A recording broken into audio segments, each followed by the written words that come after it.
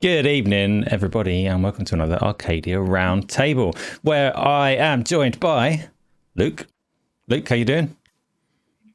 I'm very well, thank you. Yeah. Are you really? All good. I am. Yeah. If you weren't, would you tell me? Yeah, I'd let you know. Yeah, I'd be honest. I'd be open. Yeah. But no, That's I'm good. good. I'm good. I'm very good. Oh, glad to hear it. So Luke's doing well and is tall, according to Isla. I see you somewhat at the top of your frame, but that's fine. Yeah. That is fine. Yeah. And we're joined this week by Amin, the Demon Hunter, Troll, and all them other names. Amin, how you doing? Doing fantastic. A lot of. You are lying. You're not doing fantastic. Good. Come on now. I am. Are you really? A lot of exciting news that happened this week. A lot of things that I was waiting for years, I would say, and a lot of things that are coming soon, hopefully.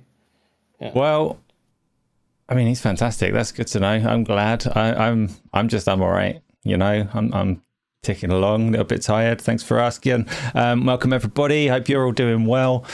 We have some things to talk about today. Valve have given us plenty to talk about. There's been a fair amount going on in terms of game releases and things like that as well that we can touch on. But before we do, we're going to start where we always do, which is talking about the games that we've been playing. Because Luke's been playing... Well, quite a bit. I've been playing quite a bit. I've been playing more Yotai. I'm fairly close to the end now. Probably maybe 5 hours or so, 4 or 5 hours. Mm-hmm. So I've been playing quite a bit of that. I've been suddenly playing a lot of Hades 2, actually. I decided I was going to go back to that. Hello. Yeah. Tell me more. Yeah, so my wife finished it a couple of weeks ago. And by finish, I mean roll credits. And, she was really like pushed, I should go back to it because I'd left it in a place where I'd beaten Kronos once. Oh, shouldn't say that, but I'd beaten the final boss once. I mean, he's the main boss of the game, but anyway. To be fair, you'll get away with that one on the spoilers because it is the whole premise of Hades 2. So carry on. So I'd beaten him once, and I hadn't done one of the other things you need to do, which I won't refer to. But I knew kind of what you needed to do to roll credits, and I thought, okay, I'll go back to it and I'll just see how I go. Mm-hmm. And kind of within the first hour and a half, I'd beaten Mr. C 2 more times. So I decided, okay, I'm going to really go for this. And I've tried to do the other thing. I haven't managed to do that thing once yet, but I'm really enjoying it. I unlocked the last weapon, which you'll know what the last weapon is, the last Infernal Arms, which is easily my favorite weapon. Thematically, it sucks. Yes, it doesn't make like the way that you use the weapon doesn't jive with the aesthetic too much of the game, but it's really fun. Like it's very, very fun, and it can become very powerful depending on the RNG of a run with boons and such. So I've been really, really enjoying that actually, and I think this week I racked up like another 10 hours in it, which is quite a lot for me. So yeah, I'm just plugging away at it, just trying to finish some more runs. I know what I need to do, and I want to roll credits on it. So I think probably by the time I've done it, I mean, I don't want to prejudge how good I'll be at doing these runs quickly, but probably like 50-60 hours, I think I'll wrap it up. Okay, so do you reckon, are you without spoiling and giving things away, that the game will throw little bits of variety and extra challenges that it wants you to do, or it asks you if you want to do them along the way in case you're getting a little bit bored or whatever. Do you think that you're gonna try and bite at some of those, or are you gonna keep things as simple as you can and plow through to them end credits?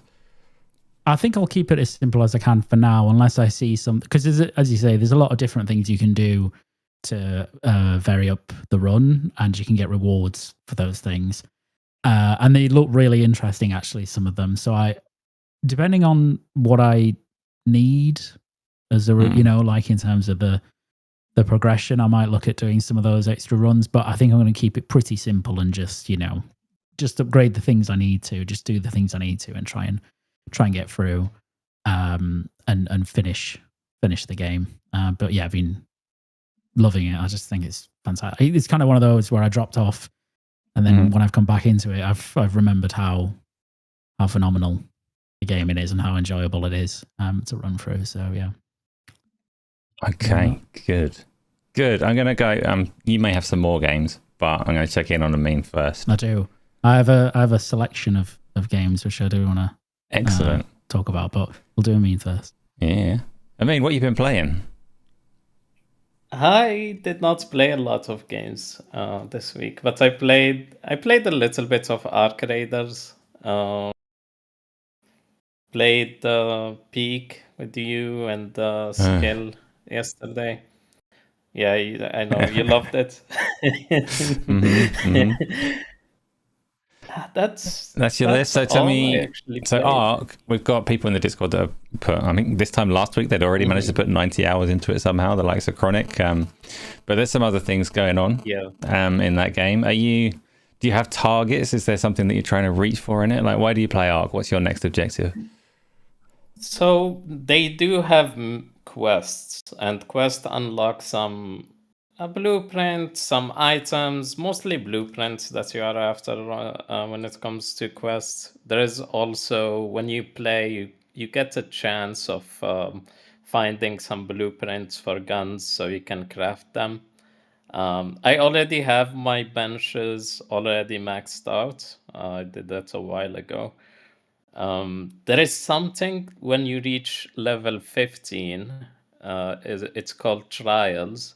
They are like weekly challenges, and those weekly challenges, like, they are divided into divisions, and they take like random 100 players and put them in the same group, and they compete in a leaderboard over scores, and each challenge must be done in one go. Like, when you go to a match, you need to complete that challenge in one go, and if you die, you lose progress on that challenge, and you have like stars to it. Like, there is levels, level 0, like 0 stars to 3 stars, and if you get 1 star, you get a normal reward, a common reward. If you get 2 stars, you get like a rare reward and the common reward.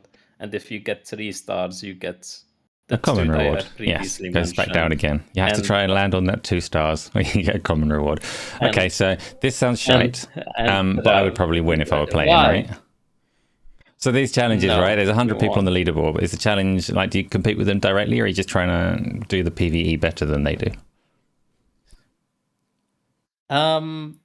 You try to do the PvE better than they do. But they're not like in the same instance as you, as it were. You'll go topside to do your arc raiding stuff, and they'll be elsewhere on their own.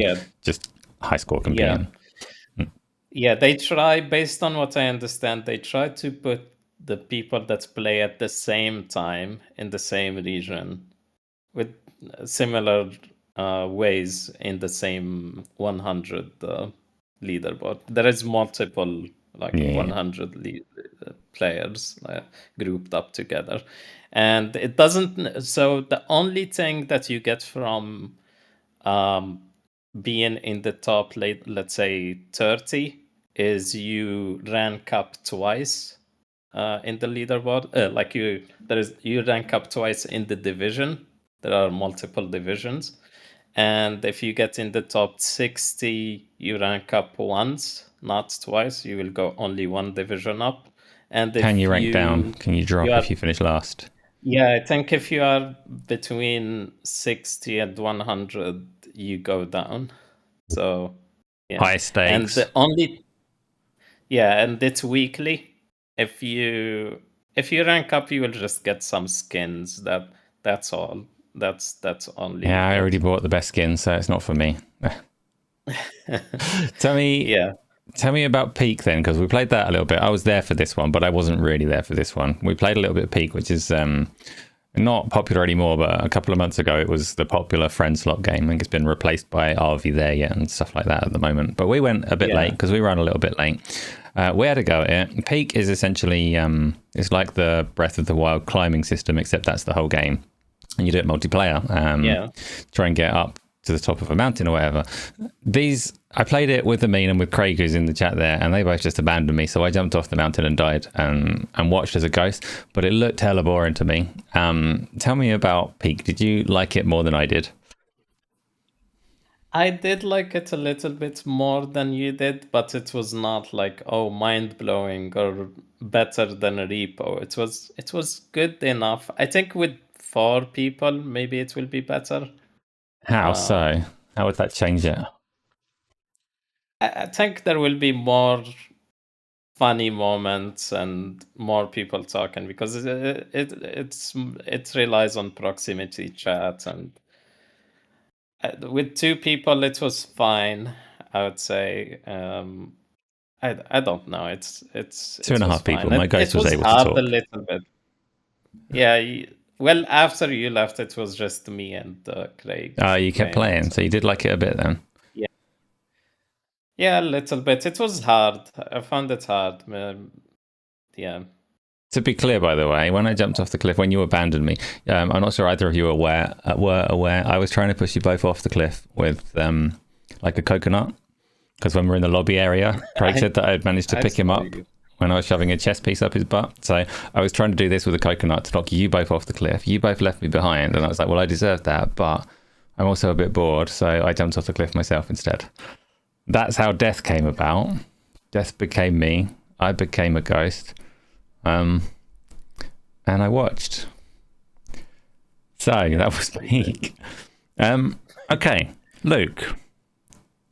Let's loop back to your next one on your pile of games you've been playing. Wait, let's do it with volume. It'll be so much better.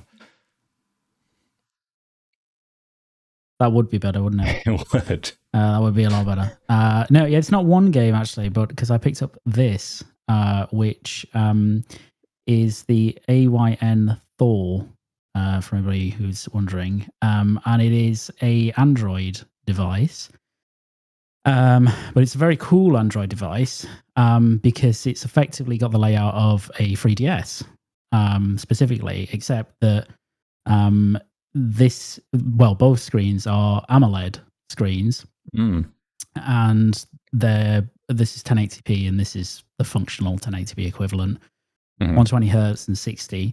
And so I wanted to get this because 1, it just looks cool, but 2, I wanted to do like proper emulation, specifically proper 3DS emulation on it. Yeah, which is surely just like that device obviously as a 3DS emulator makes absolute perfect sense. Does it serve any other purpose besides that? Because it's surely all it does. It can emulate. No, it can emulate anything because it's Android. So anything on the one screen, yeah. On the one screen, you can actually put it on either screen if you want. Although I don't know why you'd have it on this screen. But yeah, so I mean, I've got quite a lot on here already because I've spent like a day sort of setting this up, getting all the emulators, but it's going to be quite hard to focus. But you've got like PlayStation 2 emulation, GameCube. So I've got quite a lot, and I'm just quite blown away by how good the experience is for the emulation. Obviously, for 3DS emulation, like that setup is ideal because of the 2 screens. And I'll try and load a 3DS game up. What are you doing that? So the emulators that are on there, did it come out of the box with those, or did you have to dig around and find them? No, I had to. Well, it's through the Play Store, right? So they're all on. Like Android emulations come on like massively the last couple of years, so you can get these. They're completely free access to these, right? So that's here's Kirby Planet Robobot running on it. And yeah, like I say, I've just been really blown away by it. It's such a cool, weird device. Even so far as you can do stuff like, I'm not going to show this fully, but you can actually use the 2 screens independently. So you can like for example, you could play a PlayStation 2 game up here, and you Watch could a run guide for the YouTube PlayStation down 2 here. game down there, yeah. Yeah, it's down here. So it's really like, or you could put Spotify on or whatever, right? Yeah. Netflix you could put on. But yeah, it's just a super cool device. So I've been playing just like different 3DS stuff and a lot of PS2 stuff as well. I played Parasite Eve last night, which was awesome. And obviously, with because the emulator is so good now, you can do like 3, 4, 5 times internal resolution. So you can make it effectively bring it up to 1080p on this screen, and it just looks amazing. Like it's amazing to look at some of these games like that. So yeah, I've been playing lots on this. It's really, really cool. How is it for comfort and use versus your Lenovo? Oh, it's much more comfortable. Yeah. Yeah, it's just smaller and lighter, right? Like it's bigger than, I'd say it's bigger than a 3DS, not by much. So if you've held one of those, you can kind of get an idea. I think it's a bit more ergonomic than the 3DS was. Some people use a grip with it, which is good as well. But compared to the Lenovo, it is a lot more comfortable just because it's just much lighter in the hand. I mean, it really is. So on your next probably a quarter of the weight, like 14-hour flight that you go on, do you just take that device or do you take both? It's a good question, and the answer to that, I don't know. I thought I was going to get your Lenovo for a minute there. Yeah, it depends on what I'm playing at. Like, I think if I wasn't playing anything modern, right? Like, I'd probably take just this. As God of War 2, PlayStation 2 running on the top there. So yeah, I'd probably just take this. But one interesting thing that I found on this is there's an app called Game Hub, which now does Steam emulation. So for example, last night I was playing Hades 2 on this, a local, like not a stream, and it actually ran surprisingly well. Now, you're not going to be able to run like big AAA modern games on this by any stretch, but for your indie games and such on Steam, like it's an actual viable alternative to like a Steam Deck or a Legion Go or a ROG or something like that. So yeah, it's just super awesome device. Really, really cool. Yeah, so how much is it? It's actually pretty reasonable. There's a couple of different versions. There's 4. I think there's 4 versions. So there's a light model, and then there's a base model, a pro, and a max. And the light one is not much point to it because it uses an older Snapdragon and Adreno combination, and it only has 8 gigs of RAM, I think. And then the base, pro, and max use the same CPU, GPU, so they use a Snapdragon 8 Gen 2 and a different Adreno. And then the only difference from there on those models is how much RAM and how much storage. So I went for the Pro, which is sort of the second one, and that's got 12 gigs of RAM and 256 gigs of internal storage as well. And that one was £280, I think. Oh, really? That is cheaper than I expected you to say. Yeah, because ultimately, like, it's a Snapdragon processor, right? It's like, and it's extremely capable. Like, it's surprising how capable it is for emulation. But it's not, it's not bleeding edge silicon or anything like that. So, the things you're really paying for here are the screens, basically, and the form factor. Because they are, like, the screens in particular, quite custom for this because they have to be because of the size and the refresh rate and stuff. So yeah, it's cool. It's really cool. I've spent hours on it, just loving it. Well, does it fit in a pocket? It does. This will fit. This fits in a pocket. I can put this in my trouser pocket or in like a bigger jacket pocket. You can put this in it. So I think that's the thing that's blown me away more than anything, because I'm like, that it's small, right? like handhelds now are not small at all. So, but this is. It's got an exhaust there. Like, it's awesome. Well, I'm surprised. I didn't expect you to pull out a new bit of hardware that I'd never heard of, and it to be kind of enticing as the handhelds go. I'm not going to get one, but go and have a look. it is. No, I haven't got 280 quid to throw at it, but yeah, but when you do, it's there for you. yes. Are you going to get one? I mean, are you interested, or do you only get Valve's hardware? Yeah, I'm only a Valve hardware kind of guy. No, I'm not gonna get one because I don't have any 3DS memories, or like I did not play any 3DS games. It's about the memories, though. It's about looking and going, "Wow, I've never played like those Fire Emblem games. I should get one." That's what's calling to me, not your Kirby. But I was going to say you'd be straight in for that. You could play the entire library of Fire Emblem on this thing. Yeah. Am I? I don't know. It's an RPG, JRPG. Not right? you, me. They're for me. You're not allowed Fire Emblem games. They're high fantasy as well. You're not going anywhere near it. Yes. Yeah, I'm not gonna get one. I like the idea of emulation and emulating also Steam games. I actually, when you mentioned Game Hub, I tried Game Native, which is I think an open source one that does the same thing. You can, but it did not work for me. I tried to download the game and it just did not work. Tried the Half-Life 1 just to see if it actually does boot up. And then I tried GTA 3. I tried a little bit of emulation on my phone at one point over probably like a year ago, but the phone that I've got at the moment has a fairly large screen. I thought, oh, actually, this will be really good for like N64 emulation. Then I realized that all of the N64 games were wank, and I put it away again. From the 2D ones are fine, but anything in 3Ds are painful. Yeah, like just remapping the controls from its weird controller. I was playing Ocarina of Time, which everybody knows is a terrible game. But I thought I'll have a go, and yeah, no, I didn't stick with it. I did not stick with it. There we go, though. We're going to use that. Unless anyone has more games they want to talk about that you've been playing, we'll smoothly segue on to the first topic of the week, the big topic of the week, which is also around some hardware that's going to be delivered in the new year. Valve are stepping up with a new desktop that's almost console-like, a box for the living room, a little cube. It's a GameCube without a handle, a Gabe Cube, they're calling it.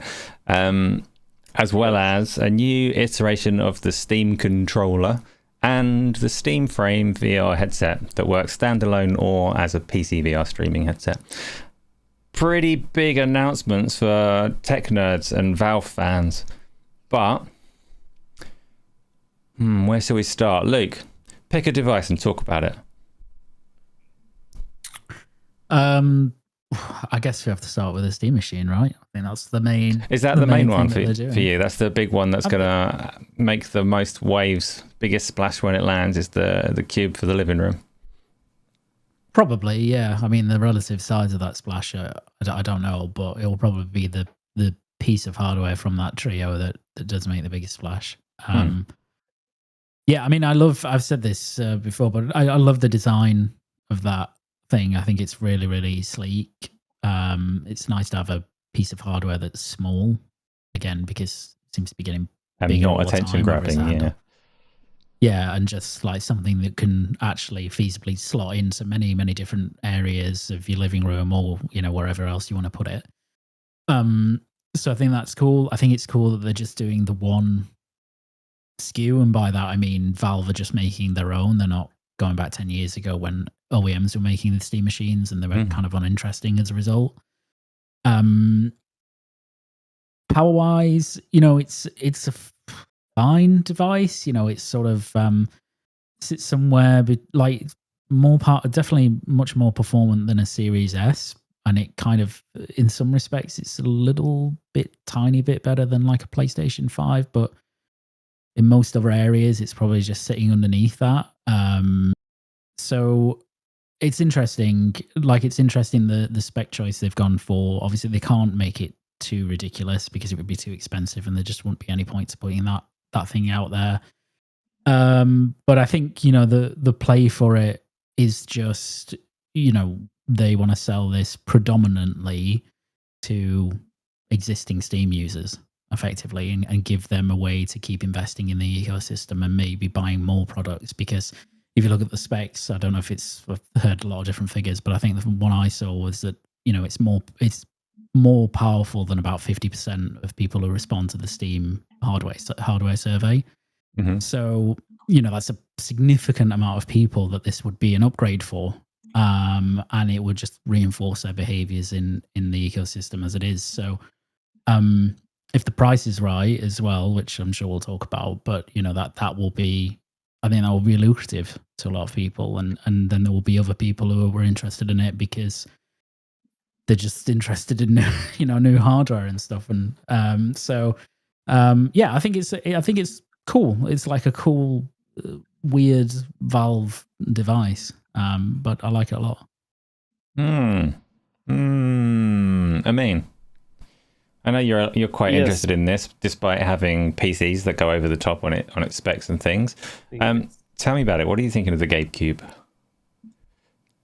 The Gabe Cube. I really like the looks of it. It's simple. It has some customizability, you can say, with the face plates or whatever you want to call them. They are even going to release some 3D models that you're gonna use. You can print your own stuff.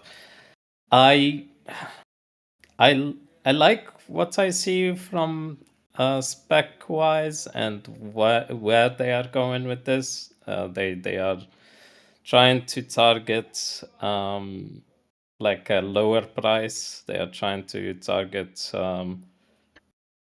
So let's just pick on that for users. a second, because in terms of targeting and things, you've mentioned their targets, but one of the things that they said, I think in their initial kind of reveal for it, is performance-wise, they're targeting being able to do 4K 60 frames per second using FSR upscaling, across basically the current library of games available on Steam. So 4K 60 for today's games is what they're aiming for. The price that they're aiming for, we don't know for sure what it's going to be. You can only really look at the hardware and look at like comparatively what it would cost elsewhere. But I like okay, that was just to kind of clear up what the targets were from what they've told us. So carry on with what you were saying. So based on the interviews, I did watch a lot of interviews. They are aiming for 4K 60, which is a weird thing to say, that you are aiming to get every game running at least at 4K 60. It's with upscaling, of course. It's I think it will bite them in the ass in the long term. I don't think every game can run at 4K 60 with those specs. But maybe if they do like FSR and FSR 4, I don't know if they can fit FSR 4 into that machine. But if they do that, maybe 4K 60 the upscale. You know what I mean? It's RDNA 3. I don't know if they can do it for RDNA 3. They said that they want it to be affordable and accessible. They are more. But they said that they were looking at Luke. No, we want it to be affordable, so just put fucking everything in there and charge whatever we want. 1,700. No, because so they mentioned in the IGN interview that they saw the Steam surveys, and they saw that a lot of people are still using like older hardware, like a lot of people, and this is just in the median of like the specs based on a Steam hardware survey.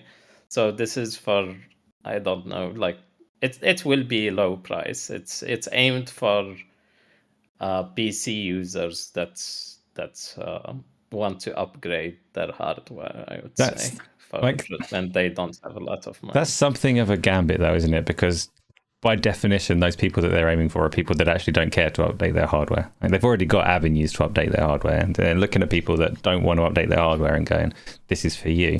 And they might be able to make it enticing enough that people do. But Luke, you alluded to thinking that this is probably aiming for Steam users specifically, rather than trying to kind of eat into the market share of the consoles or expand to new audiences and all of those things. And actually, the way that Steam typically distribute hardware, you probably literally have to be a Steam user to even get onto their store to buy it, right? So you have to be a Steam user in some capacity.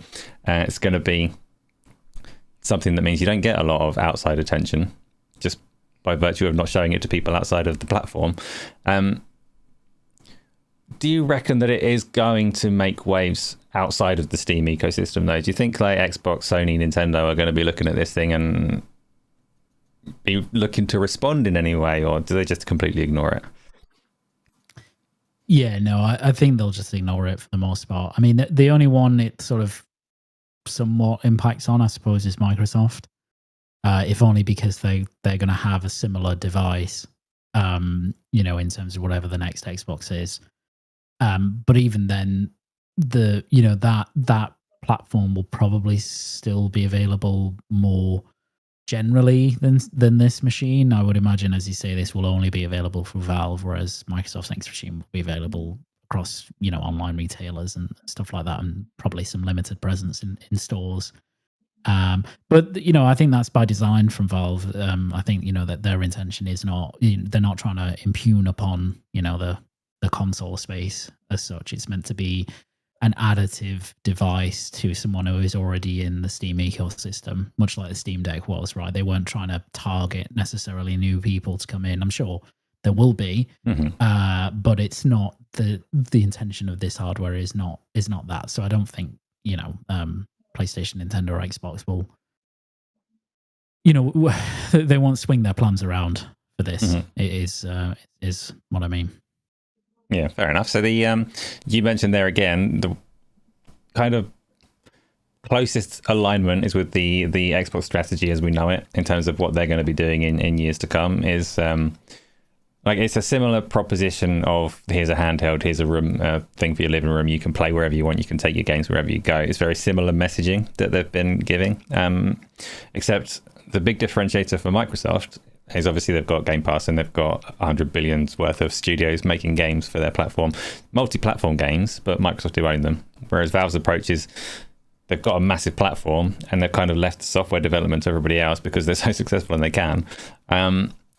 What is Valve's kind of unique proposition that's going to get people on board onto the Steam ecosystem? And this isn't necessarily just for the new hardware, but like up to this point, as we know it, as it's established, why is Steam a good platform? Why do people love it so much? I think mostly sales and customer service, like the price of games. A lot of discounts. Yeah, price of games are very low. Customer service, though, tell me about that, because I've never had to engage with Steam customer service, and I wasn't aware of them particularly having one. You just mean the experience of using the platform, or as opposed to I've got a fault, I need to talk to someone. No, talking to someone. They are not going to direct you to some AI like Xbox, or don't even care about you like some Nintendo or PlayStation.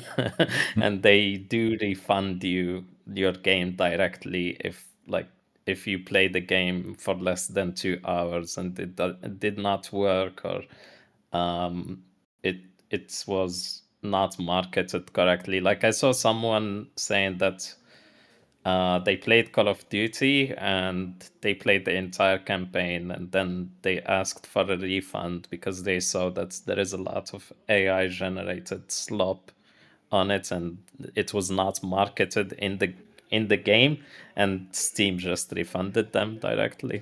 They were, yeah, fine, they take your money. So that's one thing, but you're right. So what you're saying there, they do typically, their policies do typically have a view to protecting the people that are spending money on their platform. So their refund policy is a good example. I'm not saying they're infallible, and I'm not one of the massive kind of Steam fanboys that you see defending the platform at all costs, like Valve are saintly good guys. But they've done a lot that's earned them a lot of goodwill.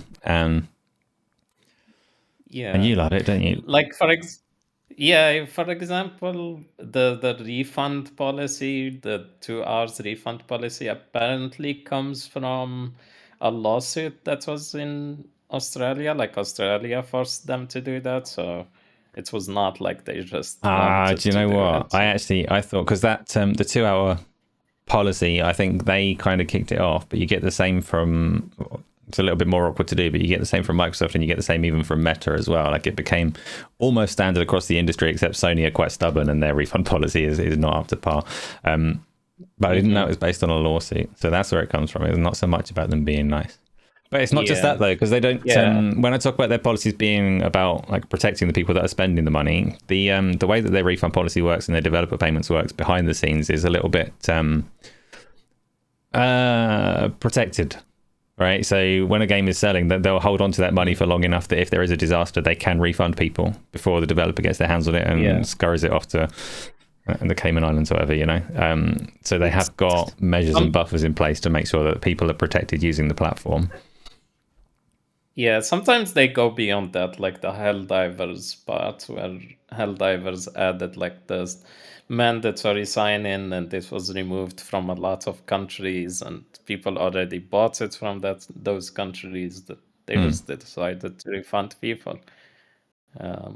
Yeah, but mostly for Steam sales, I would say that's a good pitch for people that are in consoles. The UI is ahead of Xbox, like it's controller friendly, more console like. You don't have to deal with drivers. I'm going to ask again, because you said the UI is better than Xbox. Like you can use a controller and all the rest of it. Xbox you mean PC. Xbox on the PC, right? Yeah, okay. On PC, not on consoles. On consoles, you can say maybe because less ads, but I don't know. But straight on the ads, it's more. Yeah, you can even customize it. There is mods that you can customize your Steam Deck UI however you want and download whatever theme you like, because it's just HTML and CSS. Where was I? I was saying that I derailed you. I apologize. I don't apologize. Yeah. I never apologize. I'm just going to keep I making said it worse. the UI, no drivers. You don't have to deal with drivers. You don't have to go out of the Steam big picture mode experience to update some AMD driver and Windows separately, and all of those things. And it doesn't have a subscription. You're not going to pay for a subscription to play online. So those are the main points, the selling points, I think, of this device. The lack of subscription is obviously a big console users. Big differentiator against consoles. Not so much differentiator against the other platforms that are available on PC, though. Look, you've got many PCs. Are you loyal to Steam in some way? Do you like them as a company? Is that a naive way of looking at them? Like, why is Steam so successful in the PC space? I mean, I really like Valve, and I really like Steam. I wouldn't. I think there's some loyalty there, right? Because I think up until now, and who knows what the future holds, but I don't think they've steered PC gamers wrong, and I think PC gamers probably have a lot of affection for Valve, or at least I certainly do to some extent, because I remember what it was like before Steam, and it was absolute chaos in the PC space. It was awful, installing games, buying games, and so harmonizing that through Steam has been a real boon. And they just it's popular because they do a lot of good stuff. A lot, like Amin said, a lot of sales. Their prices are very reasonable. Their customer service is generally very good. It's a very accessible storefront. There's a lot of customization with it, and nobody really has come in to offer a compelling alternative. And it's funny because it's very difficult to move people away from Steam now. People are so entrenched in it So it is even for challengers like Epic, who have got a lot of money to hundreds of millions on free games. Yeah, they haven't. I mean, they've not really made a massive dent or any conceivable dent in Steam's market share. So, it's difficult. I think Microsoft are obviously trying somewhat to change that, but then you know what? They're a publisher, so they also need Steam, right? They need it. So, I just Steam just do a lot of good stuff. Valve are good for that, and until they do something really bad, the people will be very loyal to them, I think. But yeah, maybe when Gabe goes at some point, we'll see if the company direction changes in what they do or anything like that. Yeah, which has to happen at some point. There's always the risk there. So do you reckon, you mentioned their partnership with Microsoft, and that one's kind of interesting because the Steam machine and the Steam Deck they can run Windows, but out of the box, they don't run Windows, right? Which in some ways makes their relationship with Microsoft in terms of gaming friend and foe, right? Do you reckon they'll ever get to a point where Steam's operating system can disrupt the Windows market at all, or provide a compelling alternative, or is it always going to be DirectX 12 and on for forevermore? Like Microsoft have that stranglehold and will never let it go. Yeah, I think they've probably got that stranglehold in. I mean, you already see like some hardcore gamers, just trying to absolve themselves from Windows and just go through Linux and obviously through different Steam interfaces and stuff like that. So that will happen, but en masse, no. I think Microsoft pretty much have that one locked down. Windows is just too, and the related stuff is just too ubiquitous at this point. Mm-hmm. Fair. So, final question on the Steam machine: are you going to buy one? I am not going to buy one, regardless of price. If they come out and say it's 50 quid, you're going to be like, 50 quid. 50 quid a pick one up. But I mean, realistically, like 400, 500, 600 pounds, something like that is probably where it's going to land. And I just don't have any use for it. It may be different if I didn't have a gaming rig in my living room, but I do. So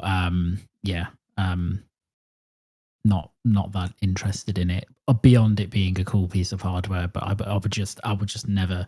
And I've bought plenty of pieces of hardware where I've not used them very much, but I always intended to use them more. So this one I really wouldn't have any use from the outset. So no, not for me. Okay, and Amin. Same question. You already know the answer. I know the answer. You know the answer, but yeah, I will buy all three of them. All three Steam machines. They're only going to manufacture three. This is not breaking Steam news. Machine. Straight off the factory line. All three of them, please, Gabe. I would probably buy three of them, by the way, because I will buy one for each of my brothers. Yeah, I will buy one, even though I'm not gonna use it too much or not use it maybe at all. Maybe I'll benchmark a game once or twice on it just to try it. Maybe if I have more rooms and the TV in other place, I'll put it there. But yeah, I will buy it even though I'm not gonna use it, just because yes, I am a Valve fan, and yes, I am also a tech enthusiast, you can say, and I like Linux. I like the ecosystem. I want it to grow, so I want to support it. Yeah, fair enough. See, I look at it and I don't need it. Like, there's no scenario where I would use it to play games, so I don't need it.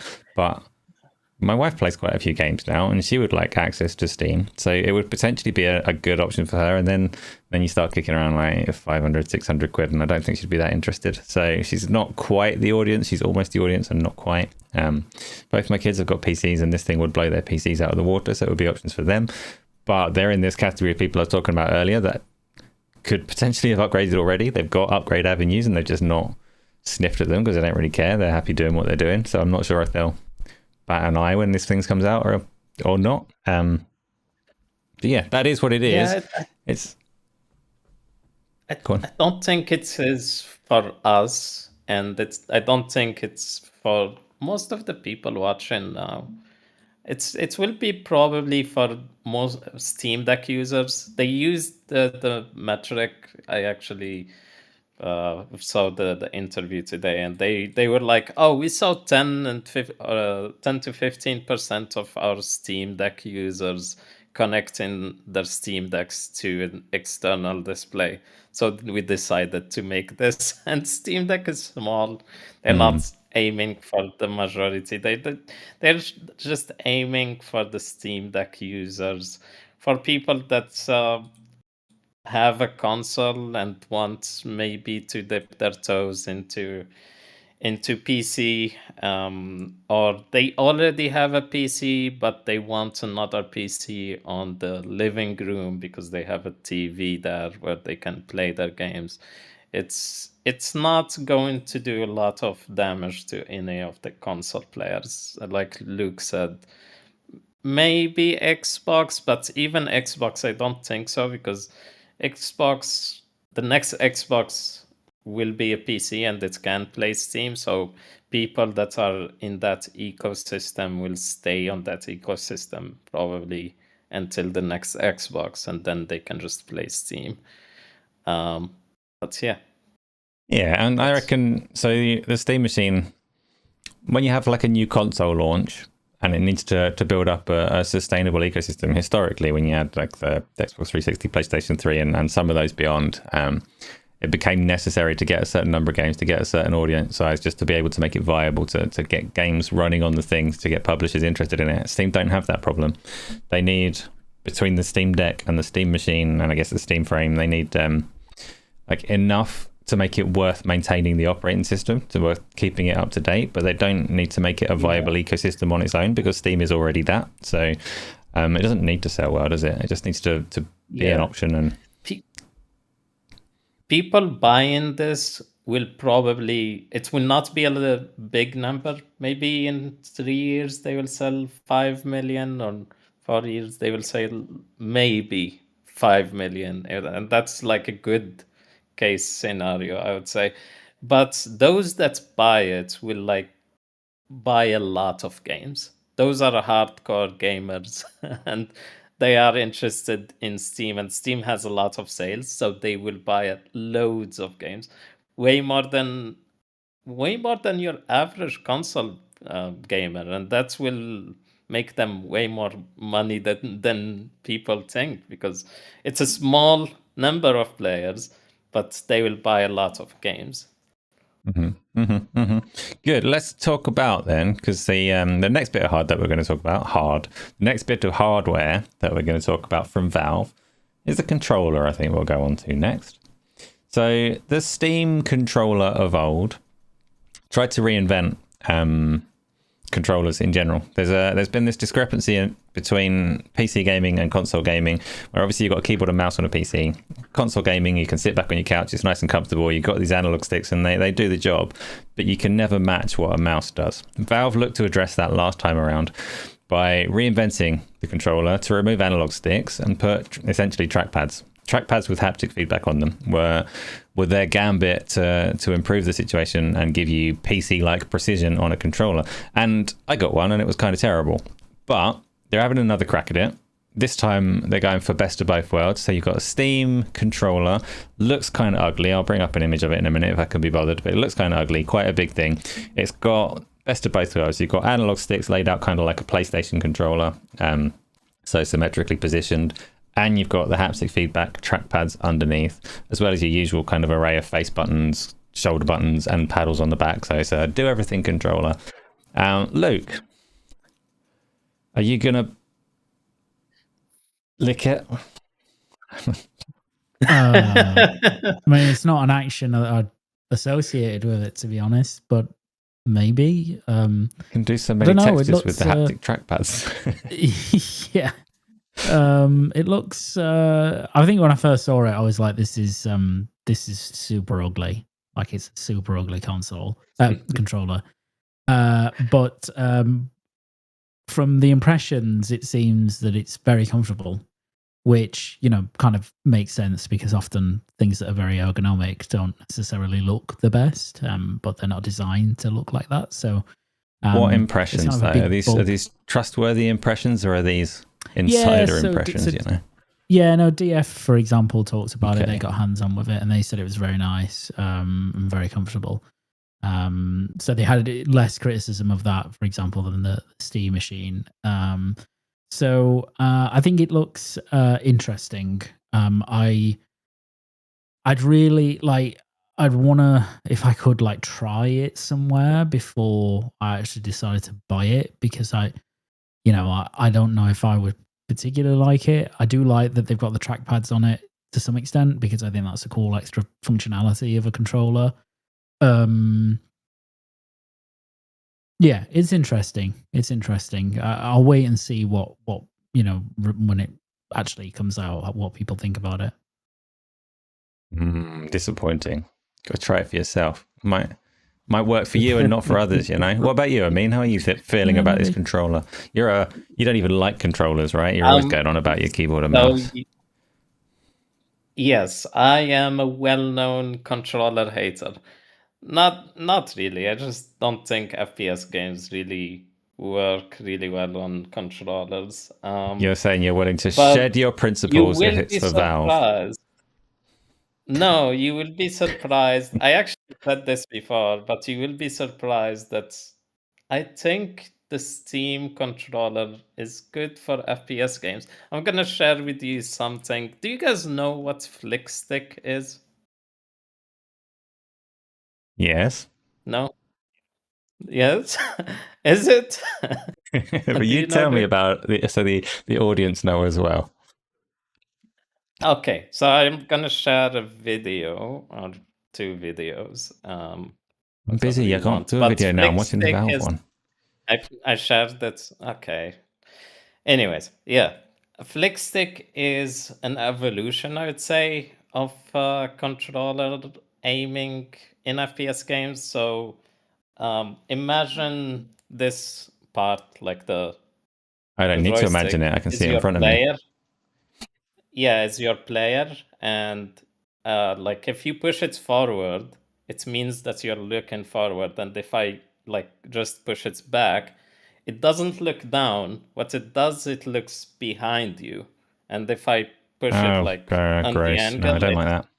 It's like your character. You're moving your character's head like just horizontally, and you combine it with like trackpads and also gyro aiming, and it will make it like the gyro aiming and trackpads is for looking up and down and like on an angle and stuff like that.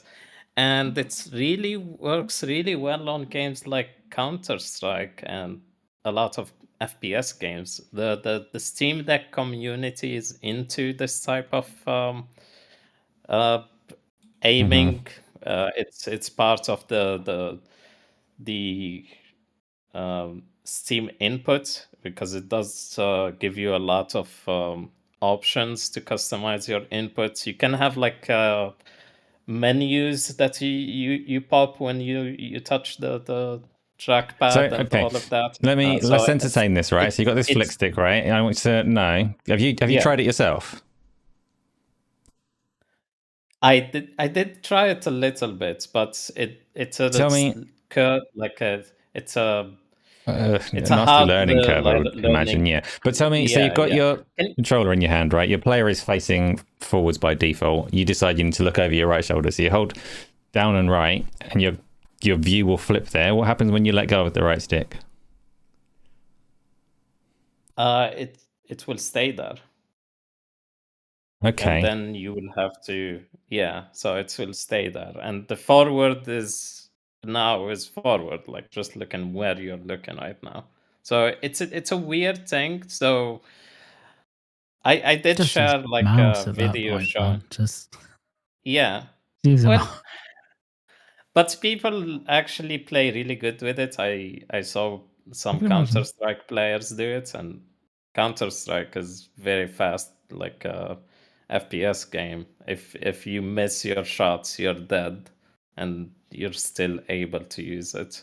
So yeah, I will buy it and I will try FPS games with it. I will learn because the Steam. I never used it because the Steam Deck is a portable PC, and I don't play a lot of games on my Steam Deck, but I play my games on my PC. So if I have that controller, I can do that on my PC. Can you share the video with people? Can you show it to them? Of course, Asa? I might. Have you sent it to me? Okay. Yeah, Where I is it? sent it to the Arcadia roundtable. Oh, I'd never heard of it. What's that? What? There's so much text in here. Demon Hunter, what have you done? Okay, fine. I'm getting it. Getting it.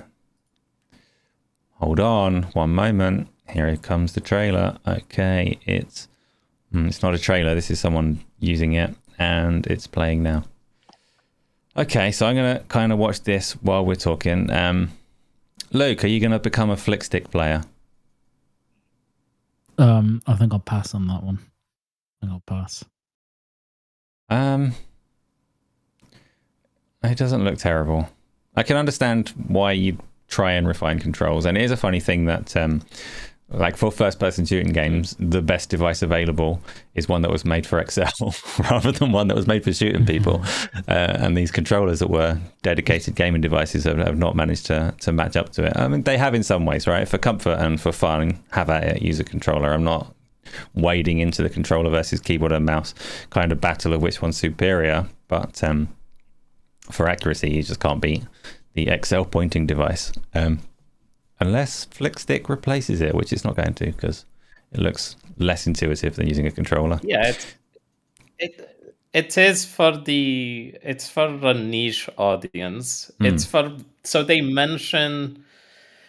need this controller for some games, some old games, because when you are playing on Steam OS, sometimes you open an old game, and old games on PC have those launchers that asks you about changing some like graphics settings and all of that, and pressing launch. Sometimes they just ask you to press launch, which is weird, but you need it for that as a mouse, so it's kind of a requirement. They also saw people and feedback based on the forums and all of that. They said that people that have a Steam Deck, once they plugged in their Steam Deck into a TV, they missed having those trackpads.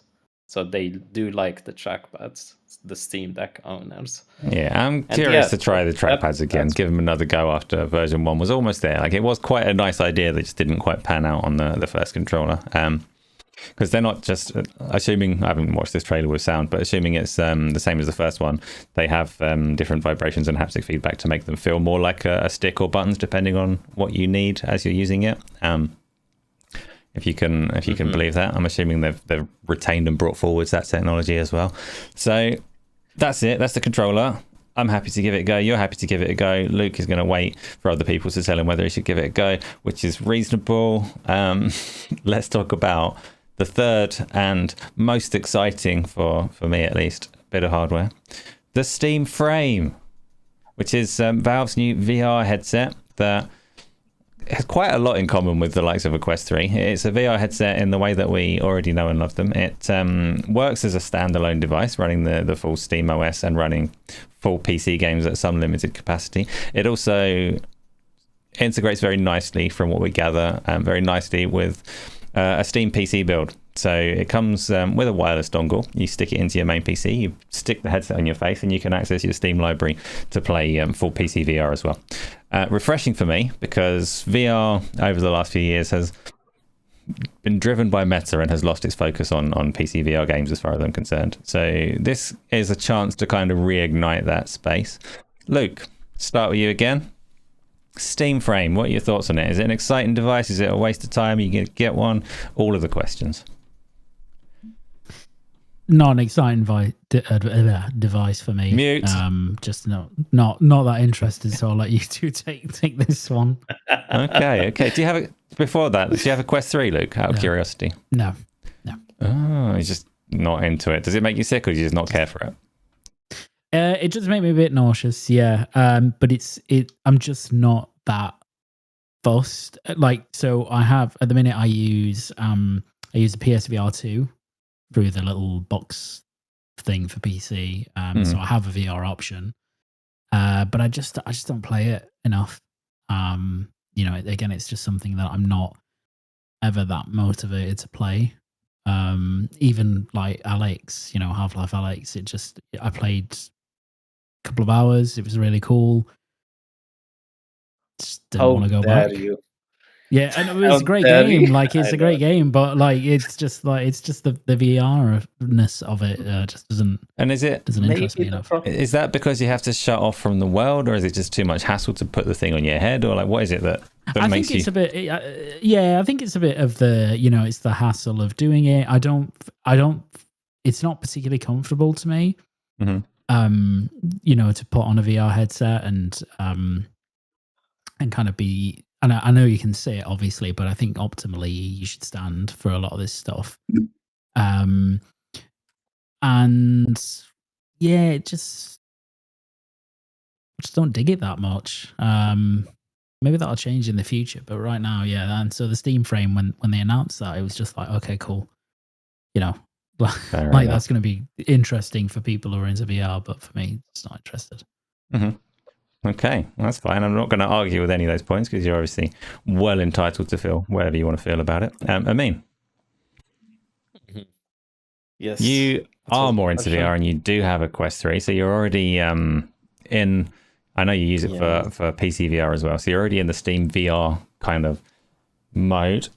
This device is spec-wise, comparatively, not a massive leap away from the Quest 3, but are you looking at it with anticipation? Are you eager to strap it to your face? Like, what do you think of the Steam frame?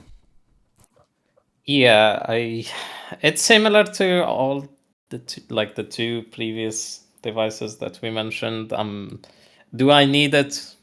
No. Do I want it? Yes. I'm excited for all these devices. I'm excited for the Steam frame to try a standalone like PC VR, which is like a Linux running on an ARM chip that does VR as well. It's mind blowing. I know that people don't care about that technical detail, but it has a huge implication for the future of Steam.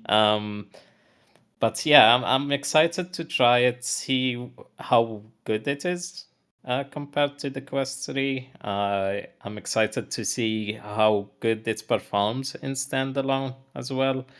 I'm hoping that the foveated streaming is a big deal, and the bitrate, increasing the bitrate where you're looking, is something that makes the image quality really good and makes it easy to just set up a PC VR, because PC VR, it works and then it doesn't work randomly. Sometimes it just fails. This Asa a lot. Lot of times it just it just fails and you don't know why it's failing. It just stutters. It's weird stuff. Some people have a 5090, but it just stutters because it's random stuff.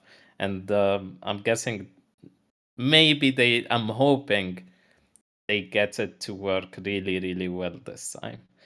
Yeah, so I'm interested for the future of this device. I'm interested if this will push people to make more VR games, and see the performance of non-VR games on it as well.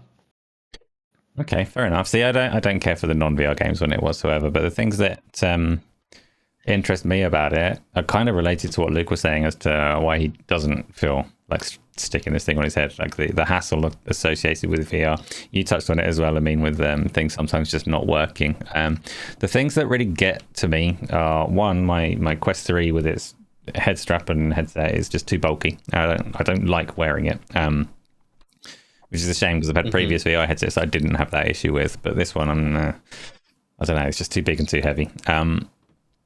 Two though is I don't like Meta, and this is really difficult. Like Facebook and Meta is gigantic evil corporation or whatever, and their VR push was kind of a redeeming feature for me, because when VR was kind of dying on its ass, Meta came along with Oculus and started funding big, beautiful, powerful games. They've got Deadpool coming out in a couple of days, I think, as well. So they're still funding the occasional game. But as a company, they've pivoted away from that pretty hard. So these games that are still coming out are like the leftovers of things that they funded when they thought games were their way into VR, and they've really moved their focus. There was one of the Meta VR projects that came out this year wasn't even playable on their VR headset. It was only playable on the phone. They've got this weird push into Meta Horizon Worlds or whatever, which they want their metaverse that they always talked about, has really taken over their direction for VR. They cancelled the Next Quest Pro headset and all the rest of it.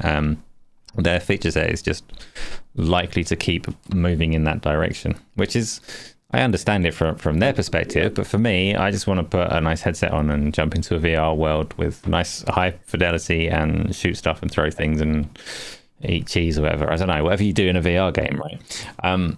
So the Steam frame, if you were to give me that device exactly like for like spec with a Quest 3 plus eye tracking because I like it, that would be a worthwhile device for me, because my hope is I stick it on my face, and I've got Discord, and I've got my Steam friends list, and I launch whatever I want and play with people. And the Meta Quest Steam Link VR experience just isn't quite there. Like, Discord is a massive miss. Not getting your Steam's friends list until you've already got like onto the PC and onto Steam and all that kind of stuff is a massive miss. And this thing should just take down some of the barriers and make it so much easier to say, hey, I've got an hour to play a game. Bang, VR game. Fits perfectly. Just get on and do it. Don't spend 20 minutes setting up. So for me, just those things, that ease of use is a massive game changer. But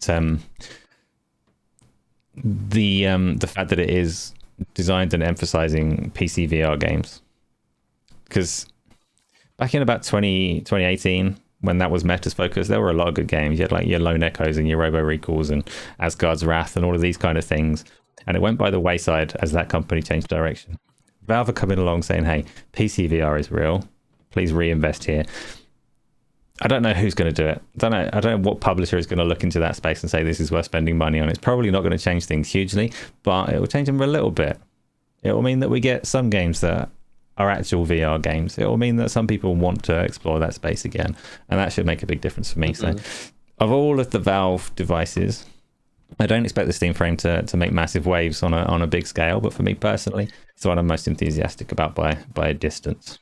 So I think also one big thing is that the OS running on this device will probably be open for anybody to use on if they make their own headsets. Probably not, because they want their own store and all of that. Well, but no, you say that. At the moment, that is actually a space that Android have a firm grip on.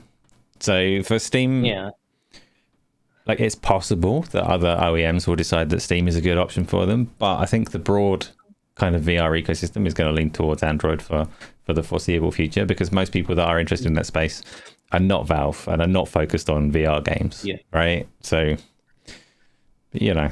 Yeah. And also part of what you said Meta, like, is just going where the money is with the AR and all of that. Steam doesn't care. It just Gabe loving VR and talking about VR for, I don't know, like 15 years now. And they could have just made it like a VR headset that just streams your games from PC. But they That's said all I no. want, but yeah. Yeah, they said no. We're going to make Linux work on ARM, and to make Windows games work on Linux on ARM. And that's just mind blowing. Yeah.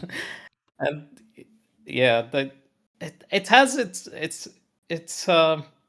it's not for everybody. So people that's like augmented reality and just want something maybe for I don't know, watching movies or productivity. It's not made for them. It's clearly for gaming. This is just to put it on, play games, nothing else. Yeah.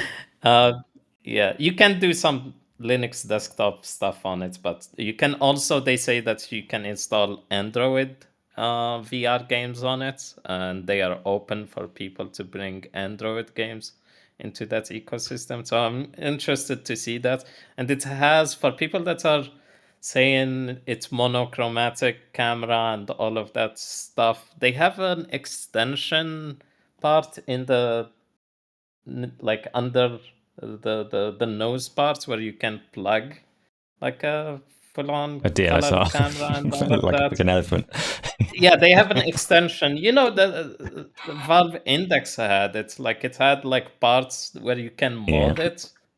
And this is also moddable. They talked about it. I don't know what are the possibilities, but since it's Linux, the possibilities are Mhm. huge. Yeah. Okay. Well, I mean, I'm interested in that one. I don't know what it's going to cost and whether I'll be able to stretch to it, but of all of those devices, that's the one that will be top of my list. Like I want that. It will make playing VR easier for me. And I miss the eye tracking of the Quest Pro that I used to have, because it does make a difference for wireless VR as well. So hopefully it all works out the box as snappy as I'm hoping, with that Discord integration that I'm after, and changes the way that I play those. But that's probably enough of the Steam hardware for now. Let's I yeah. have some things to say. So Well, you're I not feel like allowed. we did not say Stop. bad. No, go on. Carry on. I feel like I did not say some bad things about the Valve. I don't want to look like just a Relay. fanboy here, because I did say a lot of bad things about the hardware when on Discord. And yeah, the Steam machine having 8 GB of VRAM is just confusing. Monochromatic, like cameras is like they are cutting corners, and I don't know how much they benefit from cutting corners there. Um, yeah, and the marketing of it, they say that 4K gaming, 60 hertz. That's a weird statement to make. And just saying you can play, they say this, you can play every Steam game on these devices. You can't. Anti-cheat is a big problem for Steam hardware, and also not every game is compatible. Almost all the famous popular games are compatible, but yeah, anti-cheat is a big deal. There were some misleading things in the video of the announcement, like people were I know the VR people were pissed with the, like when they were playing Hades and she was like looking at a big screen in front of her and the surrounding was colored. Right. Like Which is that like will not be the reality.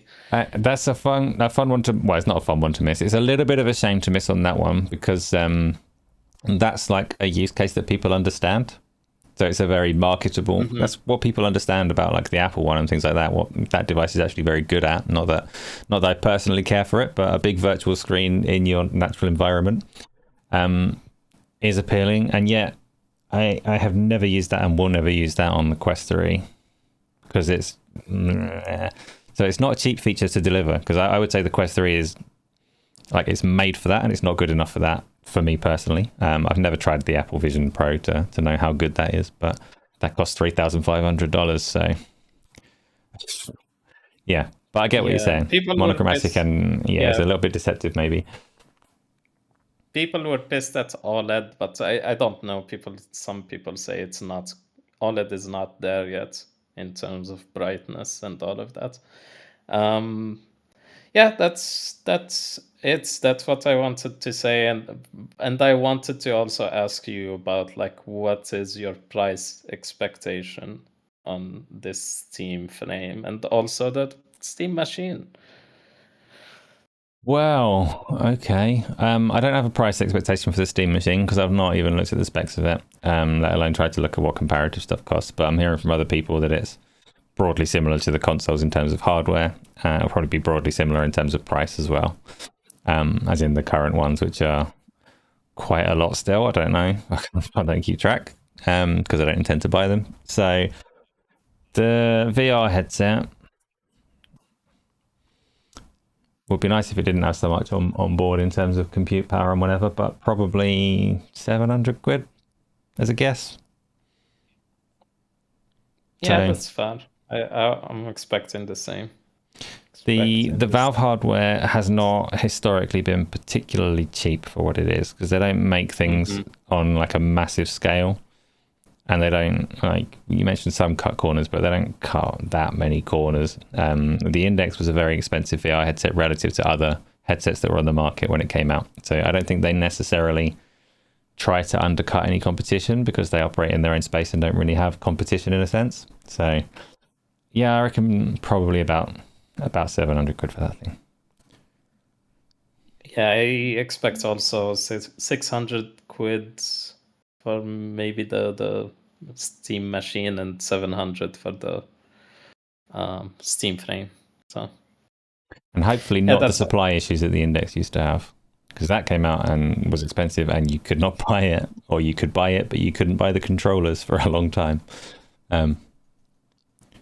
Yeah. So let's move on though to the next topic of the week, because we did have a couple of other things. One that surprised me, actually, this surprised me a lot yesterday. So on Fridays, we try and organize our community games. We have the Gaming Arcadia community games. And I was not aware that Call of Duty Black Ops 7 was out and available to play yesterday, which is unusual because Call of Duty games have unlimited marketing budget and they release at the same time every year and everybody knows about them and they make a splash whether you care about them or not, which historically I haven't. I'm not a big Call of Duty person, but I've always known when one releases. This one's been strangely muted. Might just be me putting my head in the sand and not paying attention to what's going on around me. Luke, have you seen much of a push or hype around Black Ops 7? Have you played it at all? No, I haven't seen too much about it. I think, like you, I was kind of forgotten about it, and then it dropped suddenly. But I mean, we're in certain social media bubbles where that wouldn't necessarily be that controversial, because it's a franchise that's very casual geared anyway. The only thing I have seen about it since coming out is quite a lot of negativity, I suppose, mainly directed at the campaign more than anything. I've not seen too much about the multiplayer at the moment or anything like that. But yeah, it just seems certainly not, nothing in the circles that I run in, like nothing like the hype was for Battlefield before that was coming out. And then also, nothing like the sort of ongoing hype there is for Ark, but I'm sure it will still sell ridiculously well because it's Call of Duty. But yeah, it's been an interesting cycle, this one. Nothing like Black Ops 6, where I felt that was much more visible, so. Okay. Yeah, that's kind of where I am with it. I mean, same stuff for you. Yeah, I have not seen a lot of people play it, and I forgot about it as well until I saw that it dropped yesterday. Was it yesterday? Yes, yesterday. And it's not just us. I looked at the Steam numbers. I know Steam numbers don't reflect reality, but I'm comparing it to last year's Call of Duty Black Ops, and right now it has 93,000 players playing right now, and last year at launch it was 315,000. So it is kind of not a lot of players. Probably a lot of people are still playing Arc Raiders, because yesterday, was it yesterday or the day before, there was a big event where players need to come together to unlock a new map, and they had to work together to unlock that map, and they are playing that map today. So a lot of people are playing Arc Raiders instead of COD, at least on the Steam platform. But yeah. Okay, so that's odd though. So you're right. Both of you have mentioned Battlefield 6 and Arc there. Battlefield 6 launched pretty well, had bigger numbers than Battlefield typically does. Arc came and did surprisingly well for like sold 4 million or something, right? So pretty good numbers. Yeah. But it's an unheard of game up to the point that it launched like a new IP, and you'd never expect a game like that to challenge Call of Duty or put a dent in Call of Duty numbers. Luke, you alluded to problems that you've seen people talk about in the campaign. I've seen people complaining that it's like Call of Duty used to be grounded and now you're fighting giant people for some reason or other. Are these the complaints that you see, and have you seen something else? And what do you think, like, what might have contributed to it having a quieter launch than previous Call of Duty games? I mean, I think part of it is just that there was, there's been multiplayer games that have released around it that have done gangbusters. So naturally, I think that's taken away from some of the attention of Call of Duty. I think last year, from memory, it had a pretty clear run, Black Ops 6. So, this year it's got much more competition. So I think that's probably part of the reason. And I think on the complaints, the complaints have, like I said, been pretty much the campaign stuff and the stuff that you alluded to, it being particularly outlandish, at least like clips of it. I don't know the full context for the game, but not looking like Call of Duty, although I think that's a bit of a misnomer because Call of Duty hasn't looked like the classic grounded Call of Duty for a long time, right? Like a long time, particularly the Black Ops series, which always kind of pushes it out a bit. But it just, I don't know, it just doesn't seem to have landed as well as in the zeitgeist as maybe I would have thought. But okay, fair enough. Next year's Call of Duty, is presumably going to launch within a week of Grand Theft Auto 6. Is that the end of the Call of Duty IP as we know it? I'll retire it after that. So, no, I think Call of Duty will probably move to October because of GTA 6. I think there is a lot of people that play only Call of Duty play also GTA. Because we know that a lot of people that play Call of Duty, they just play Call of Duty and maybe FIFA. But when GTA comes, you will have a lot of those casuals playing Call of Duty. So I think they will move it a month before GTA. But it's not the end, no. Even with this bad numbers on Steam, it might be just big numbers on consoles, which is most likely. Okay, and two of you, are you, obviously it's only been out for a couple of days, do you have plans to pick it up and play? You've both got Game Pass, it's sitting there right there, so are you gonna download it and give it a go? Nope. No. Nope. Ooh. Cold. I was planning to play it with you, Asa, because it has that co-op mode. They never had co-op before, and that's so sweet. We were planning to play it. Yes. We were planning to play it a long time out, I would say. Yeah. But yeah, I will play it only for that co-op mode and the community games. Oh, Joe's just showing up saying he's played the current Call of Duty and it's terrible. Joe, when you can, elaborate if you can. Tell us what makes you say that it's terrible. Like, what is so bad about it? And we can go with that. In the meantime, as we haven't played it yet, let's talk about Horizon.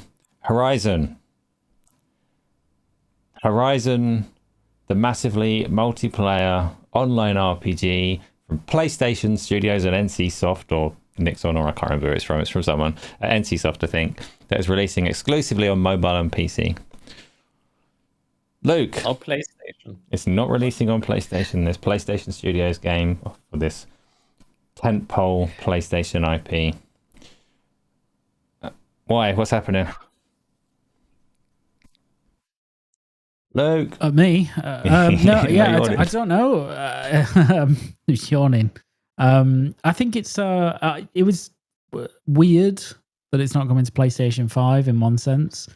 Perhaps not as weird in another, because it's very clearly a game targeted at almost a completely different audience to some extent, and also a different region. I think this is a game targeted probably towards Asia more than it is the broader West. So,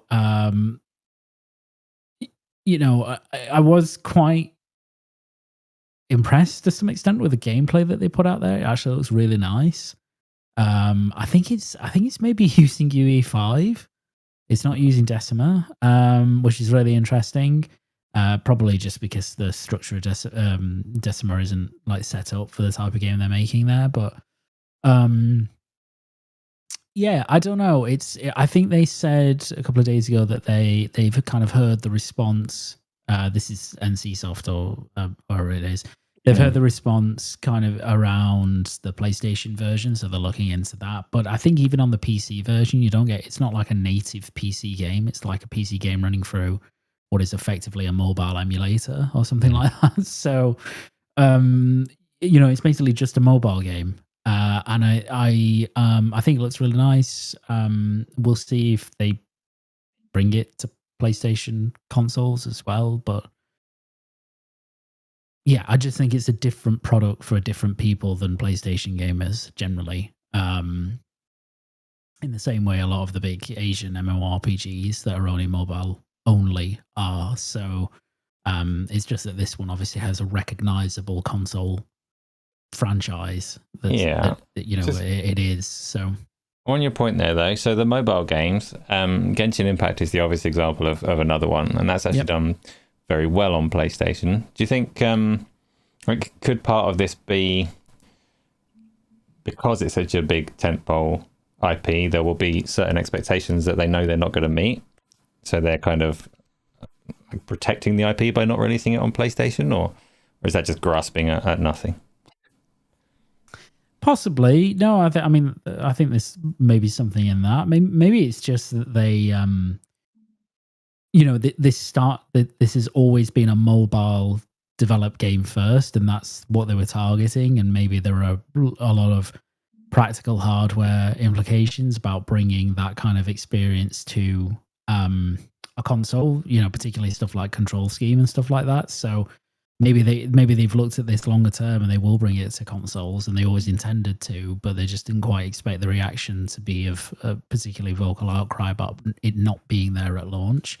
So I don't know. There could be there's a myriad of different reasons why it might not be coming to console, or why they thought that they haven't announced it for console yet. But my sense is just that it is such a different game, and they just want to kind of put it out there and experiment with it a little bit. I actually think it could do quite well.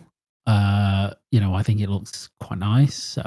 Much will depend on how gatchery it is and how much it's able to pick people up and keep them engaged, but looks okay. I mean, yep, it's so I'm not a Horizon fan, not just because I played them and hated them or anything like that. I played a little bit of the first one, and I was not in the mood of playing it, so I stopped. But I think this game looks impressive. Like, if you showed me this game and you did not tell me that it's a mobile game, I would not know that if you just showed me the game. It looks really good. It has even really good reflections based on that water stuff. It's weird that it's not on PlayStation and it is on PC. I guess a lot of PC players do play gacha games and do play what is it called, MMO games. But it doesn't. I don't know. I think it can work on PlayStation if they ported it, but maybe because it was NCSoft and they don't have experience with consoles. They did not They make do. it for the consoles. Did they? They do have. I see. I don't want to say because I'm not actually. I've only half paid attention again. I don't actually know that it's NCSoft. I don't know who it is. In my head, I've put it in the Guild same Wars. basket as Genshin Impact and Endless Zone Zero and all of those, but it might not actually have any connection to those developers whatsoever. Yeah. So I don't want to. No, they make Guild Wars. It's Oh, it's Guild them. Wars, right? Is it? Yeah, it's them. Yeah, it's them. So yeah, it's that's why maybe they did use Unreal Engine, because they don't know how to use that Decima, which makes also sense. I like it. I like what I see. I might actually play it just to try it. Just try. Just because it is a free to play gacha game. I liked it in the would still trailer try it. rather than try and make up realistic or humorous player names. Or do the Ubisoft and have like this weird scripting over the top with like awkward stuff. They've just gone with user 2, user 3, and user 4 as the other players. Yes, very natural. We like it. And they did not do. I think that there is not a lot of cinematics going on. They just showed us the game. This is the game. Not a lot of fancy cinematics that will not represent the gameplay experience. Just pure gameplay. Good. Cross-platform for mobile and PC brackets. Purple. I'm assuming that's like the emulator or whatever. Looks better than Monster Hunters. I mean, it look like mobile games have come a long way, haven't they? I'm still not going to touch them, but go on, user 2. Oh, he's doing well. Okay, what else do we have topics-wise? What have we got for today? There is the Fallout anniversary that just. That's it. I knew there was one more that we mentioned. So, Fallout 4, everybody's favorite. I don't think it's even everybody's favorite Fallout game, but it's a big Bethesda game that did reasonably well for itself. At least sales-wise, it did big numbers. It's been remastered before. Now we've got an anniversary edition, so I guess we're 10 years on from the release. Wow, that's a long time. Is it 10 years? Is it 10-year anniversary edition? Yeah. 10 years. Yeah. Blimey. That's come out, and for a lot of people, it doesn't even play. So the anniversary edition is a very simple re-release with the DLC and some user-created content packed in, ready to go. And some people were excited to jump back in and play Fallout 4 again after a 10-year break, and they were disappointed because they tried to fire it up and it crashed, or had other wild bugs, or they fell through the world, or it's been a bit of a disaster release. Bethesda have gone, you know what people love about Bethesda games? All of the bugs. Let's give them those in the anniversary edition. A true celebration. A true celebration of the essence of Fallout. Bit of a disaster. Have you given it a go? Are you planning to? Do you like Fallout? How is a 10-year-old game re-released in a broken state? What's happening, Luke? I won't be playing it because I didn't like Fallout 4 when it launched. I don't really like Fallout generally. So no, won't be playing it. Definitely won't be playing this one because it doesn't work. It doesn't work. I don't know how they've messed it up, to be honest. As you say, it's just the original game effectively with the DLC included. So quite how that has then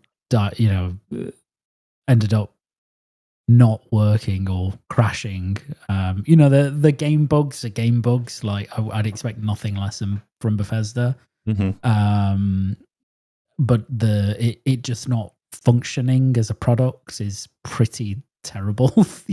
Like if the Oblivion remake would have come out and had like kind of that sort of stuff, I would have at least understood to some extent, because it's like running a UE5 kernel and like the Gamebryo stuff at the same time, and like there's a lot that could go wrong there. But that actually, even though that had its own performance problems, that seemed a bit more stable than this is, which is quite remarkable. So I don't really know what's happened there, but yeah, it's like I said, there could be no better tribute to the legacy of Bethesda than their game not working, even though it's just the same game they released 10 years ago. Yeah. You know what's worst? They did this last year. Like last year, they had the next gen update, and that was broken. So Yeah, 1 year later, they decided let's break it even more because they did not fix the last year next gen update. They did not completely fix it, but they did not also add the stuff to it. Like they did not improve the yeah, graphics yeah. or just mods, like just mods. How can you like mess that up? Like I don't know. That It's that just must be Bethesda. really That's your answer. That's what they do. They just do this stuff quite regularly. So and Wonderful. and they have the audacity to just charge $60 for the full edition, like with the mods that they are adding that they did not make. They just added yeah, mods. yeah. Yeah, it's a disgruntled mod maker that put in whatever's broken the entire game and just slid it under the rug. Was like, yeah, it's fine. Yeah, who knows? Bit of a disaster, bit of a shit show. Didn't even know it was coming out. Hasn't hurt me personally in any way, but yeah, things that are going on. Shall we grab our community questions? I don't think we've got many community questions today, but they're always good fun. So, I don't know, was there anything else to throw in while that comes up?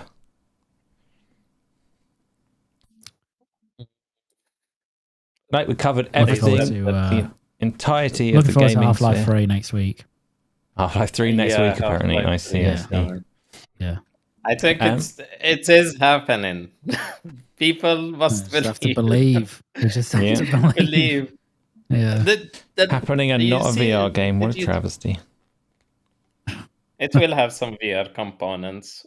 I'm interested to see how they tackle explaining the ending of Half-Life Alex. They don't need. People that Oh, did not Alex. play Yeah, okay. Half-Life.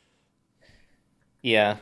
And yeah, I think it will happen. Maybe not next week, but it will happen. Good. Right. Our first question is FTW. For Luke, it says, since Asa still doesn't have Shinobi, what a coward and a wanker. Gosh. Right, no FTW well, questions, but we'll finish this one off as it's already there. I was wondering if you've beat it yet, and if so, a score maybe, as in a review score, as in what ranking he's got across the game. And if he's mentioned it before, if you've mentioned it before, sorry for the question. Right, so have you finished Shinobi? Do you love it? Yeah, I did finish it. I finished it about a month ago now. Yeah, the last boss is tricky at points, but I eventually got him, so that was good. Yeah, and I really loved it. I think if I was to score it, I'd give it like out of 10, like an 8.5, 9, something that in that range. It's an excellent game, excellent, really, really good game. So yeah, you should get it, Asa. It's good. I do plan to. You know, all the other stuff. Finished all the other stuff. I don't play games anymore. I've moved on to my next phase. But yes, when I finish making games, I'll get Shinobi. Games. Yeah. That's fine. I am neither coward nor wanker, and those are terms of not endearment by any means, but they're for people that play stealthy, which I do not. Johnny has asked, Johnny, what's your favorite? What's your most anticipated game for the remainder of the year? Are there more games coming out this year? Aren't they supposed to stop now? No, there's a few. There's a Half-Life few 3. more. That's yeah. God, can you imagine if that dropped this year? If we get an announcement this year, that would be pretty seismic. Yeah. For me, yeah, I don't know which one's so I'm really looking forward to Metroid Prime 4, but some of the badly, didn't stuff. it? Yeah, well, I think it previewed badly, really, in a single respect, which was just this Miles McKenzie side character that the game has. Like everything around, like other than that, was previewed well, you know, from visuals to gameplay and all that sort of stuff. But this side character that apparently does that quippy, speaks to you, kind of points out puzzle stuff to you thing. That really just does not go in a Metroid game at all. And I think the worry and the unknown is people don't know if that character is with you for, like, just for a portion of the game or whether they go through you, for the entirety of it. If it's a portion, it's not too bad, but I guess if they do it for the full game, that could really drag that experience down hugely. So I have a bit of trepidation about that. So I have a lot of trust in Retro because they're a great studio. So I don't think they'd do something that stupid, but you never know. So yeah, I am really looking forward to that. And then I'm really looking forward to Routine, which comes out next month, which I've been looking forward to for about 17 years. Yeah, it's been a long time coming, that and one. It's finally coming out. It's actually this month. Is it this month? I thought it was December. I thought it was like sometime in December, like early December. If it is this month, great. This year, either way, it still counts. It's this year, yeah. So, really looking forward to that one. There might be. I'm trying to think if there's others. I've probably forgotten one or two, but yeah, those are the two. Deadpool VR comes out next. Just thinking of games that are coming. It's not that high on my list either, but it's there. My most anticipated is still Final Fantasy Tactics, which came out a couple of months ago, and I've not got as far as playing it yet. Amin, are you anticipating anything else that's coming out this year? Deadpool VR, Thief VR. That will be nice in VR. What else? Metroid. I'm interested in Metroid, although I had some bad experience with the first remaster. I'm hoping this one is good. Do you know if the previews said anything good about the open world? Because that was something that people were like. I think they didn't like the bit they were exposed to was in the previews was fairly limited, and it seems like all it is just a bridge between the next like hub area, right? Like the next proper zone, and that you could potentially go between them, and you might need to go between them to, like, say, you unlock a new ability in one, you need to go back to the other, you would travel in these areas, and there's some combat and some small things, but it doesn't sound like it sounds a bit like how Gears 5 maybe tried to do, like their open worldy bits where like they're kind of open areas, but there wasn't really much in them, and they were just meant to kind of window dress everything else. So yeah, I'm not sure. I don't think it's elaborate or anything like that. Okay. Yeah, those were the only games I think that are left that I'm interested in. Deadpool, Thief, and Metroid. That's all. I've probably forgotten something beautiful, but coming out. I don't think so. I'm looking at the Steam calendar. At least Steam doesn't have something big coming out. Okay, well, let's have the next of our illustrious questions, if there are more questions. Oh no. Are there more questions? Have we got more questions? I didn't really answer on the most anticipated game because I don't know. Joe, Hodl Shark, what game are you making, and is it on Steam yet? No, Joe, I've only started learning how to do things over the last week or two. It's going to be years because I'm ambitious and I'm going to make lots of stuff. I'll tell you more about it when there's a little more to tell. I did talk about it a little bit on Q&A on Tuesday, but only a little bit. Need to keep it slightly vague as I move along. But when it gets to a point where I have anything to show, then I will be all over it on Discord because I'm hyper fixated and enthusiastic, and I've been staying up until like 2 or 3 in the morning every day for this week because I can't stop getting on with it, which is something I haven't done. I used to do that playing games. If I was really enthusiastic about playing a game, I'd just stay up and stay up and stay up until, oh shit, all the time's gone. That's what's happening to me at the moment, just on learning and making. Time just flies, and then I go, oh shit, it's like gone. It's gone too. I should be asleep. So I'll keep at it until I've got something to show you.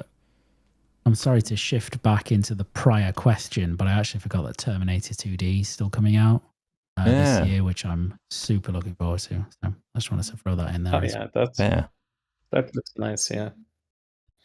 Okay, I haven't got an answer for this one. What's the panel's favourite Max Payne game? 1, 2, 3, or 4? Ooh. It's 2 for me. Yeah.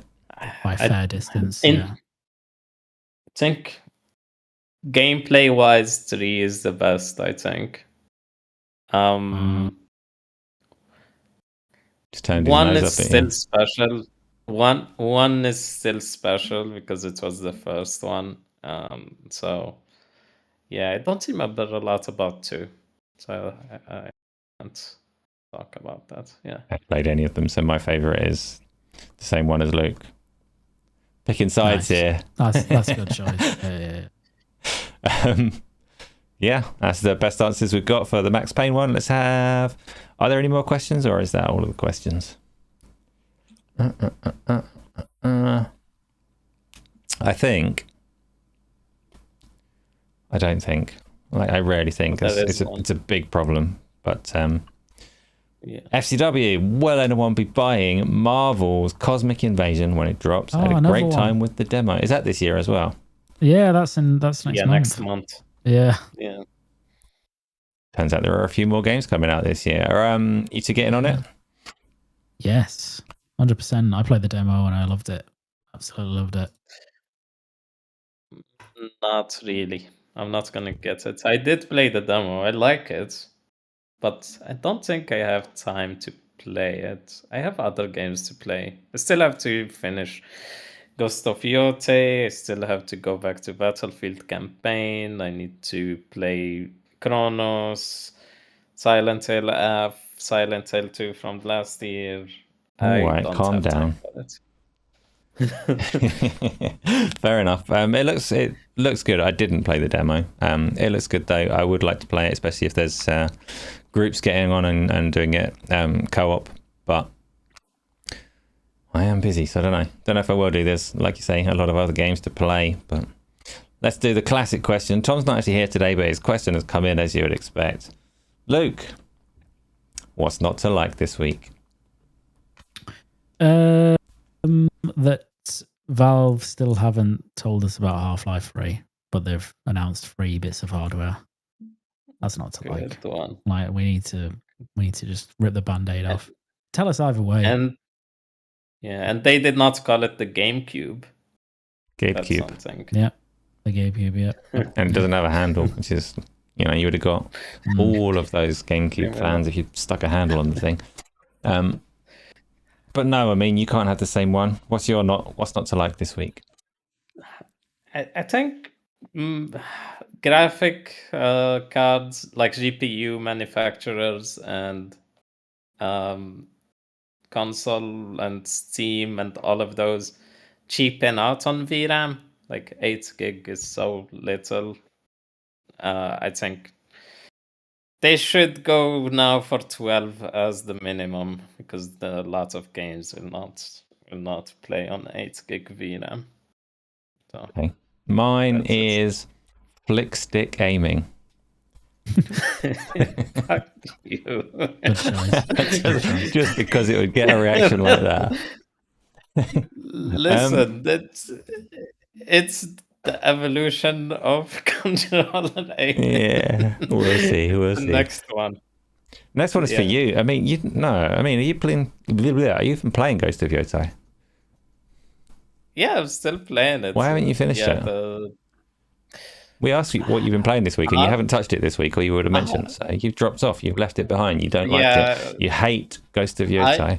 No. I like Ghost of Yotei a lot. I like it. It's kind of relaxing based on its environment and all of that. Like, I really like it. It just Arc came, and I just spent 100 hours playing Arc in less than 2 weeks. So yeah, I need to get back to it. Okay, fair enough. That is, I do believe, all of our questions for the week. So that means it is wrap-up time. So thank you, everyone that's come through and listened, spoken to us, and given us questions and all the kind of things that you always do. We will be in Discord, so drop in there and keep talking to us. Amin, it's time to close up. So say to people whatever you want to say to people. Yeah, I just want to thank you for having me on this lovely panel. I love talking to you, and this is my first time talking to Luke in a podcast, and I was looking forward to doing that. And I was hoping Headley was with us as well, but he's sick, so wish him well. Hopefully he feels better soon. But thank Indeed. you, everybody, for watching us, and yeah, follow, get on the Discord. Subscribe if you did not do that yet. And yeah, support Asa, support Gaming Arcadia. That's it. Nice done, Luke. It's me. Go. Nice. Nice layup there. Yeah, pleasure as always. Yeah, great to chat to Amin properly, which is awesome as well. And I think we're both just waiting for Half-Life 3 now. So yeah, Gabe needs to stop buying £500 million super yachts and get this game Did out. you see that? Taking the piss. I saw PC Gamer report on it yesterday, and it was weird. Why PC Gamer is reporting on 500 million? I don't know. I don't know. But yeah, he needs to start taking the piss now, and actually produce a game. So yeah. Other than that, go and join the Discord. Fair. That's the message. Join Discord, talk to us there. It's good fun. Thank you, everyone. Like I say, we'll be back. Are we back next week? We'll probably do one next week. There'll be the usual run of stuff going on in the week as well. So hopefully see you there for some of it. In the meantime, enjoy your evenings, weekends, games, and all the rest of it. And see you then.